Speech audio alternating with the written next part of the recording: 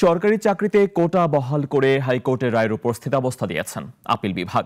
প্রধান বিচারপতি ওবায়দুল হাসানের নেতৃত্বাধীন 5 সদস্যের আপিল বিভাগ এ রায় দেন। 4 সপ্তাহ পর এ বিষয়ে আবারও শুনানি অনুষ্ঠিত হবে।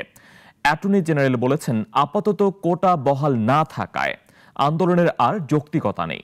অলিউল রানের রিপোর্ট। কোটা নিয়ে গেল কদিন জল ঘোলা কম হয়নি।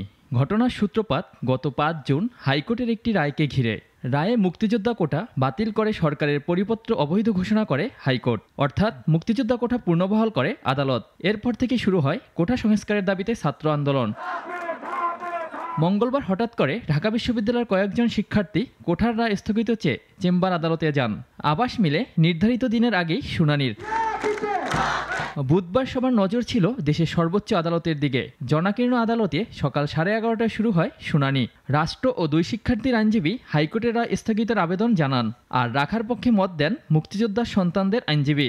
এই স্থিতি অবস্থার পরে দাঁড়ালো হাইকোর্টের জাজমেন্টও স্থগিত থাকবে এবং যে প্রজ্ঞাপনটা বাতিল করা হয়েছে সেই প্রজ্ঞাপনটাও স্থগিত থাকবে, বাতিল থাকবে। তার মানে হচ্ছে 18 সাল থেকে যেভাবে নিয়োগ প্রক্রিয়া চলে আসছিল সেই নিয়োগ প্রক্রিয়া চলতে থাকবে। এ নিয়ে প্রধান বিচারপতি বলেন, শিক্ষার্থীদের ক্লাসে ফিরতে। পরে রাষ্ট্রের সর্বোচ্চ আইন কর্মকর্তা জানান, এই আদেশে কোটা বাতিল করে 2008 সালে সরকারের পরিপত্রটি বহাল থাকলো। ফলে কোটা আন্দোলন আর কোনো যৌক্তিক কারণ নেই। এই স্ট্যাটাস কোর কারণে হাইকোর্টের রায়টা এখন আর হচ্ছে না। এখন ওনাদের স্ট্যাটাস কোটাই কার্যকর হবে, বহাল হবে, কারণ তাদের কোনো আন্দোলন আর করার এবং জনদুর্ভোগ বাড়ানোর কোনো যৌক্তিক কারণ এখন আর নাই।